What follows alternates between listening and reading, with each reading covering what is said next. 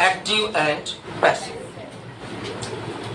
Active का सीधा सा मतलब होता है क्रियाशील, यानी कि यदि किसी सेंटेंस को जो हम बोल रहे हैं उस सेंटेंस को बोलते समय हमने टोटल 22 स्ट्रक्चर कंप्लीट कर लिए हैं, 22 स्ट्रक्चर। 23rd स्ट्रक्चर होता है पैसिव, 24 होता है मॉडलिक पैसिव, 25 होता है इनडायरेक्ट लैंग्वेज, 26 होता है फ्रेमिंग लैंग्वेज, 27 होता है टैगिंग लैंग्वेज, 28 होता है इंपेरेटिव लैंग्वेज, 29 होता है एक्सक्लेमेशन लैंग्वेज। ये सारी लैंग्वेजेस की कंडीशन हम लोग सीखते चले जाएंगे। अब यहां बात करते हैं हम लोग एक्टिव सेंटेंस की। दो शब्द मेरे सामने हैं, एक्टिव एंड पैसिव। लिखना बंद कीजिए और ध्यान से समझिए, क्योंकि एक बार समझकर 100 बार बोला जा सकता है, लेकिन 100 बार लिखकर एक बार समझा नहीं जा सकता। हमेशा ध्यान दीजिए, लिखने के लिए बहुत सारी किताबें हैं, 5000 से ज्यादा किताबें अपने अकेडमी में मौजूद है। जिसको जितनी पढ़नी है ले जाना, नहीं सीख पाओगे। हम किताब पढ़कर केवल समझ सकते हैं, सीख नहीं सकते। सीखने के लिए प्रैक्टिकल नीड होती है। तैरना सीखने के लिए नोट्स बनाने की आवश्यकता नहीं, पानी में कूदने की आवश्यकता है। नोट्स बनाकर जिस दिन कूदोगे ना, ले बैठोगे खुद को भी और किसी और को भी। अब यहां देखो, पहला शब्द क्या है? एक्टिव। एक्टिव का मतलब होता है क्रियाशील। What is the mean of the active? What is the mean of the active? It's better. Oh my God! Today I have done in first time. क्रियाशील। और क्रियाशील वाक्य को जब हम निष्क्रिय बना देते हैं, क्या बना देते हैं? ये कहलाता है पैसिव। जैसे मैं टीवी देख रहा हूं। एक्टिव एंड पैसिव, नखरे वाली लैंग्वेज। इसे क्या कहा जाता है? मेरी भाषा में, मेरी लैंग्वेज में इसे कहता हूं नखरे वाली लैंग्वेज। जब हमें ये लगना हो ना कि किसी व्यक्ति के सामने हमें अपना इंप्रेशन बहुत अच्छे से जमाना है, या हमें किसी ऐसी लैंग्वेज का प्रयोग करना है जिसके अंदर लटके झटके ज्यादा होते हैं, तो ऐसी लैंग्वेज कहलाती है पैसिव। क्या कहलाती है? पैसिव। देखा होगा आपने, कहीं भी किसी टीवी सीरियल में, किसी प्रोग्राम में, कहीं किसी पार्टी में गए हों, गैदरिंग में गए हों, तो वहां लोग अपने हाव भाव के साथ लैंग्वेज को यूज करते हैं। I don't know. अब ये जो लैंग्वेज है, ये बॉडी पैसिव लैंग्वेज होती है। एक होती है स्पीकिंग पैसिव लैंग्वेज। तो स्पीकिंग पैसिव लैंग्वेज का मीन होता है जब हमारी लैंग्वेज में स्पीकिंग कंडीशन एक्टिव कंडीशन में ना होकर के पैसिव कंडीशन में चली जाती है। अब यहां मैं बोल रहा हूं, मैं टीवी देख रहा हूं। यहां मैं सबसे पहले है, तो मैं किस कंडीशन में हो गया? एक्टिव। यानी कि अगर किसी सेंटेंस के अंदर सब्जेक्ट एक्टिव कंडीशन में है, तो वो लैंग्वेज क्या कहलाती है? Active language. लेकिन यदि उसी लैंग्वेज के अंदर सब्जेक्ट चला जाता है पीछे, टीवी देखी जा रही है मेरे द्वारा, अब यह कहलाती है पैसिव लैंग्वेज। टोटल 10 रूल्स इसके होंगे, 10 स्ट्रक्चर रूल्स बनेंगे इसमें, और ये 10 स्ट्रक्चर रूल प्रिपेयर करेंगे कि किस प्रकार हम किसी भी एक्टिव लैंग्वेज को पैसिव लैंग्वेज के साथ प्रिपेयर कर सकते हैं। तो एक्टिव का सेंटेंस बोल के देखिए, मैं टीवी देख रहा हूं, और पैसिव का टीवी देखी जा रही है मेरे द्वारा। अब ये हमारा बॉक्स नंबर 2 है। कौन सा है? Box number 2। तो यहां सेंटेंस क्या बनेगा? मैं को क्या कहूंगा? आई। आई के बाद क्या आ जाएगा? एम। टीवी देखने को क्या कहते हैं? साथ में क्या लग जाएगा? और वाक्य क्या हो जाएगा?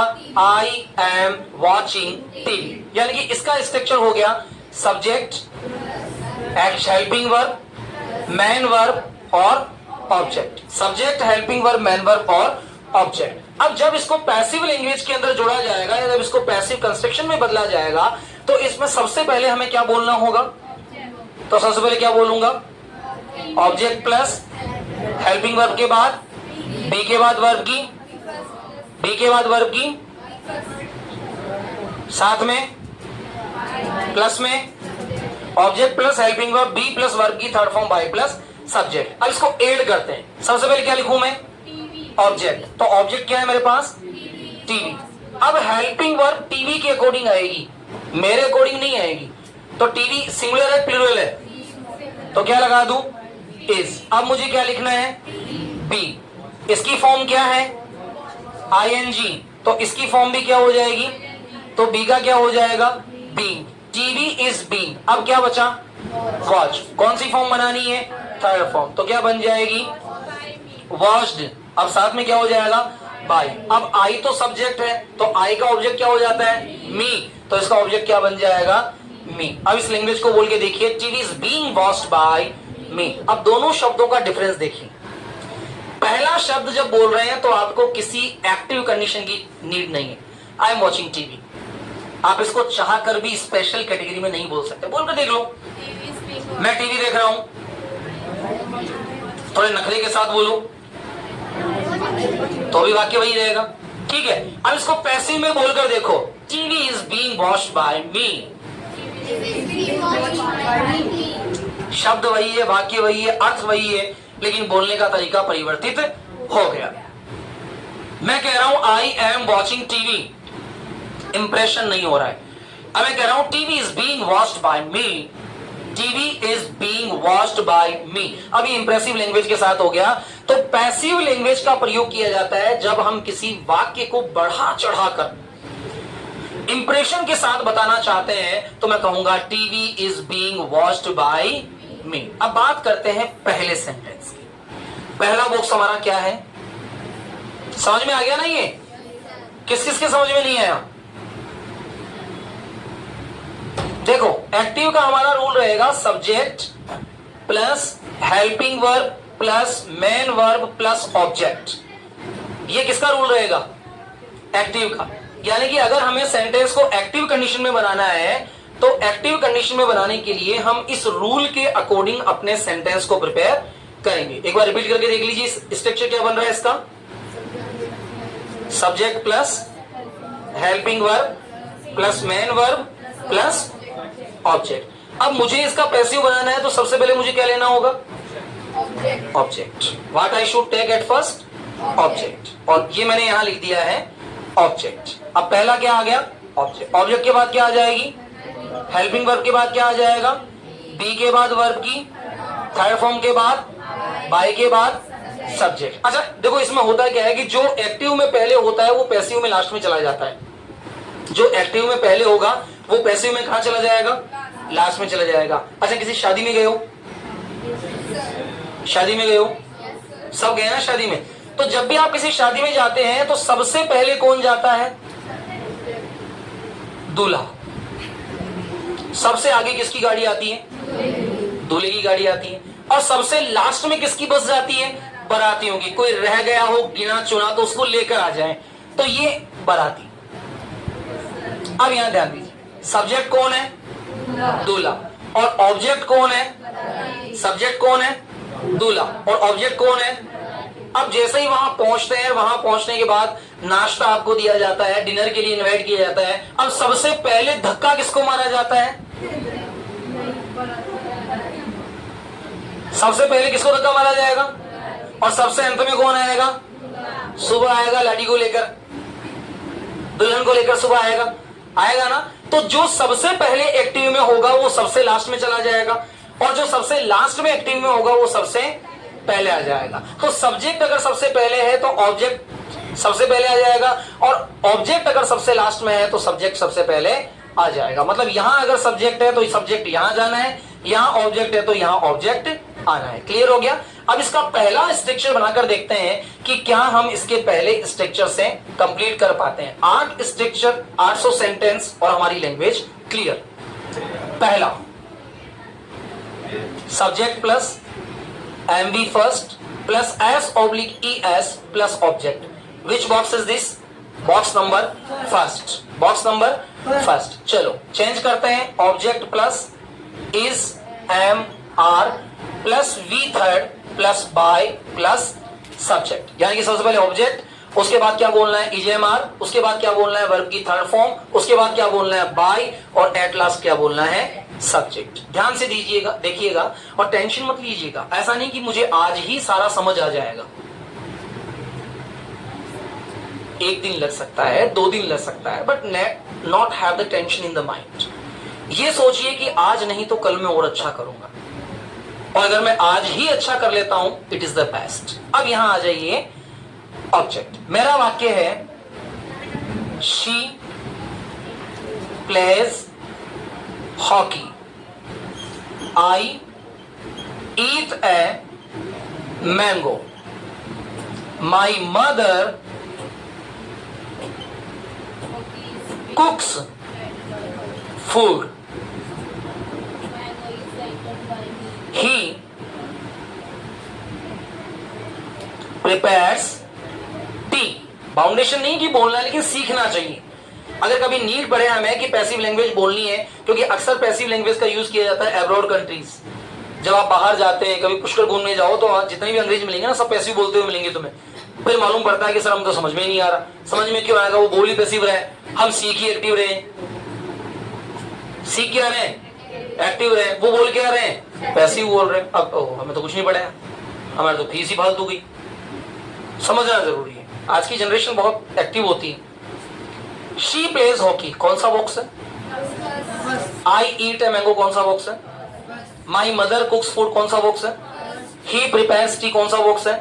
मिलाकर देख लीजिए. शी सब्जेक्ट हो गया, मैन वर्ब की फर्स्ट फॉर्म हो गई, एस यस आ गया और ऑब्जेक्ट आ गया. चलो काम क्लियर हो गया. आई आ गया, ईट आ गया, ए मैंगो आ गया, क्लियर हो गया. माई मदर सब्जेक्ट है, कुक्स मैन वर्ब है, फूड ऑब्जेक्ट है. ही सब्जेक्ट है, प्रिपेयर्स मैन वर्ब है और टी ऑब्जेक्ट है. चलो शांति मिल गई मन को कि ये तो बात सही है. अब इसको पैसिव में बदलना है तो सबसे पहले मैं क्या लिखूंगा? HOCKEY. जा, तेरा काम खत्म हो गया. अब हॉकी एक वचन है कि बहुवचन है? तो मैं क्या लगा दूं? H. तेरा काम भी खत्म हो गया. अब यहाँ क्या दिया गया है? प्ले. प्ले की थर्ड फॉर्म क्या होती है? प्लेड. तो ये मैंने लिख दिया प्लेड, PLAYED, प्लेड. तेरा काम भी खत्म हो गया. अब क्या लगा दूं? बाय. इधर अपने कौन है? शी. तो शी का ऑब्जेक्ट क्या हो जाता है? हर. लो साहब, ये पहला सेंटेंस पैसिव में चेंज हो गया. ही प्लेज हॉकी के बजाय मैं कह सकता हूं hockey is played bye her. Hockey is, ये भी आ गया ना, बी की 5 फॉर्म होती है ना बेटा, इज, एम, आर, वाज, वर. केवल आईएनजी आएगा तो ही बीइंग लगाना है, बाकी बीइंग लगाना ही नहीं है अपने को. अब सेंटेंस क्या हो गया? हॉकी इज प्लेड बाय हर. मैं बोल रहा हूं आई शी प्लेज हॉकी. फटाफट बनाऊं. I play hockey. Hockey is played by me. देखो मैं यहां लिख देता हूं. ये क्या हो गया? आई के बाद क्या हो गया? वी के बाद क्या हो गया? यू के बाद, ही के बाद, शी के बाद, इट के बाद और दे के बाद. आई का ऑब्जेक्ट क्या हो जाएगा? वी का क्या हो जाएगा? यू का क्या हो जाएगा? शी का क्या हो जाएगा? इट का क्या हो जाएगा? ये हो जाएगा देम. और यहाँ कोई चेंज नहीं है. ठीक है. तो ये सारे सब्जेक्ट अगर आते हैं तो हमें इन सारे सब्जेक्ट्स को, ऑब्जेक्ट को बोलना पड़ता है. अब बहुत ध्यान से देखिएगा और ध्यान से समझकर बताइएगा कि क्या मैं सारे सब्जेक्ट के साथ इस वाक्य को प्रिपेयर कर सकता हूं. मैं हॉकी खेलता हूं. I play hockey. Hockey is played by me. हम हॉकी खेलते हैं. We played hockey. We play, played नहीं, we play. We play hockey. Hockey हमारे द्वारा खेली जाती है. Hockey is played by us. तुम हॉकी खेलते हो. You play hockey. हॉकी तुम्हारे द्वारा खेली जाती है. Hockey is played bye you.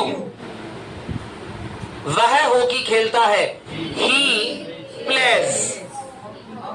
अब प्ले नहीं आएगा, प्लेज सिंगुलर आ गया ना. He plays hockey. हॉकी उसके द्वारा खेली जाती है. Hockey is played by him. वह हॉकी खेलती है. She plays hockey. Hockey is played bye her. They play hockey. Way hockey खेलते हैं. They play hockey.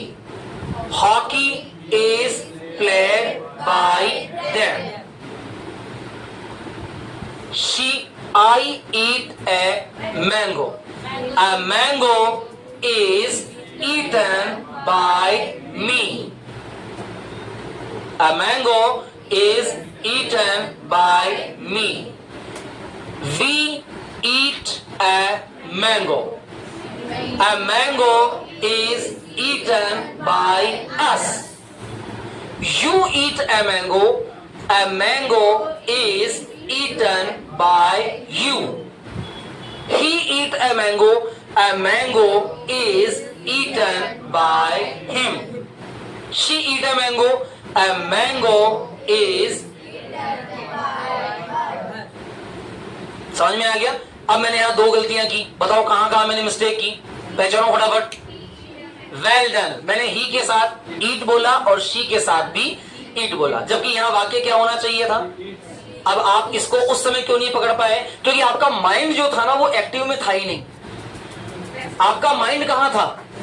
पैसिव में। हमेशा ध्यान रखें, एक्टिव के साथ साथ पैसिव का भी ध्यान रखें। अगर एक्टिव सही नहीं होगा तो पैसिव भी सही नहीं बनेगा। दोबारा बनाओ, he eats a mango, a mango is eaten by her. They, अच्छा हिम आएगा क्या, हर नहीं आएगा? अच्छा लड़का है क्या? अच्छा आप लड़की के लिए हर नहीं लगा सकते क्या? लड़की के लिए नहीं, लड़की बॉय के लिए हर नहीं लगा सकते क्या? गलत हो जाएगा ना, नालायक को। दोबारा बोलो सही। ही eats a mango, a mango is eaten by him. She eats a mango is eaten by her.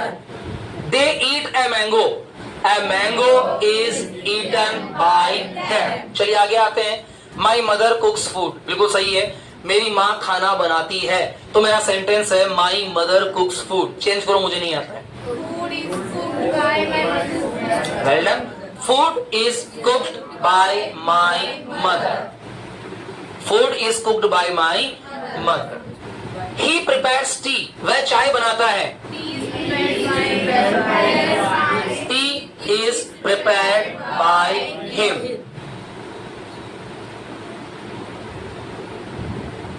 Ravi एक कहानी लिखता है।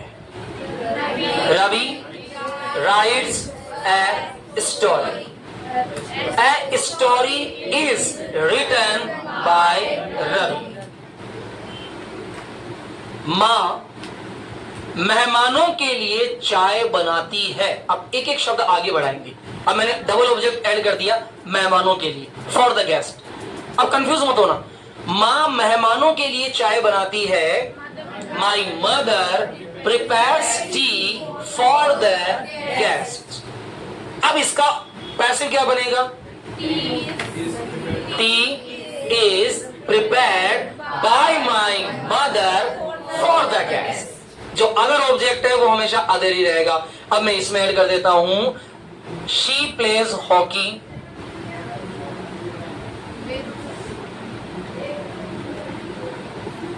In school playground. ध्यान दीजिएगा, she plays hockey in school playground. अगर ये दिखने लग गया तो फिर ये नहीं दिखेगा, उसको देखना ही नहीं है। अब विचार बनाओ, she plays hockey in school playground, तो मैं क्या कहूंगा? Hockey is played bye her in school playground. I eat a mango in my room. बनाओ, a mango is eaten by me in my room. My mother cooks food in the kitchen. Food is cooked by my mother in the kitchen. He prepares tea for my uncle. He prepares tea for my uncle. वह मेरे चाचा के लिए चाय बनाता है। तो मैं कहूंगा tea is prepared by him for my uncle. समझ में आ गया?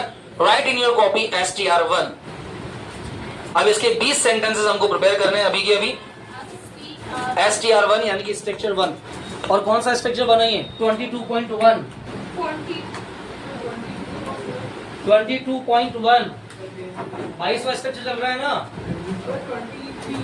22 हो गया था ये गल। 23.1 लगा दीजिए। 23.1 और 23.1 है, हेडिंग डाल दीजिए पैसिव STR, यानी कि ऐसे स्ट्रक्चर जिनको हम लोग पैसिव के तरीके से बनाते हैं। STR passive STR।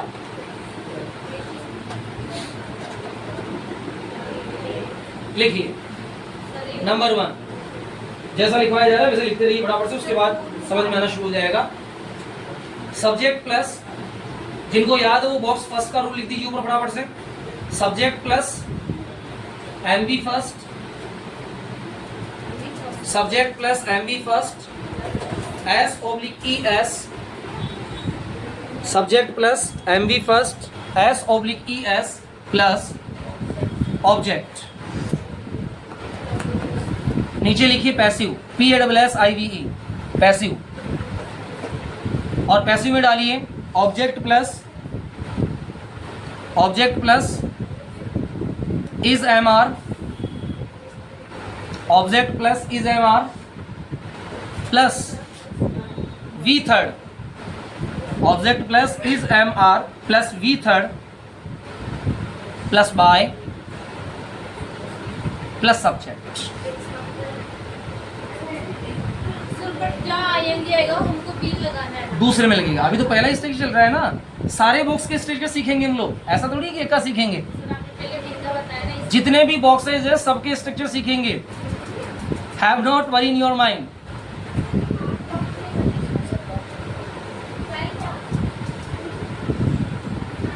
One two 12 box.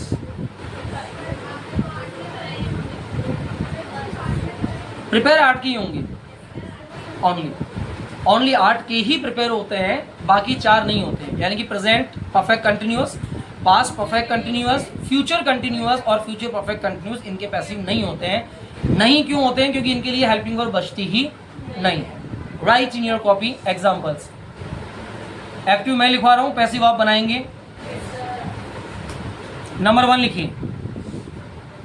अब मुझे इंग्लिश नहीं आती, मैं हिंदी में बोलूँगा, आप बनाना भी दो, ठीक है ना। वह एक पत्र लिखता है, हिंदी किसी को नहीं निकली, जिसकी कॉपी में हिंदी दिख गई मुझे, फाइन ऑफ द 50 रुपीज। वह एक पत्र लिखता है, डायरेक्टली इंग्लिश में लिखो, he writes a letter, he writes a letter. Have done, he writes a letter. और दूसरा लिखो, वह एक पत्र नहीं लिखता है,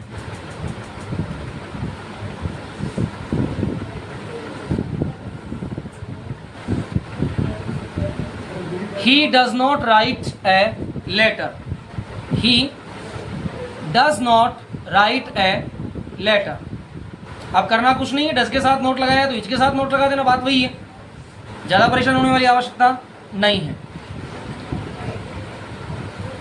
नंबर 3 लिखिए, मैं रोजाना क्रिकेट खेलता हूं, I play cricket daily, I play cricket daily. मैं रोजाना क्रिकेट खेलता हूं, आई प्ले क्रिकेट डेली।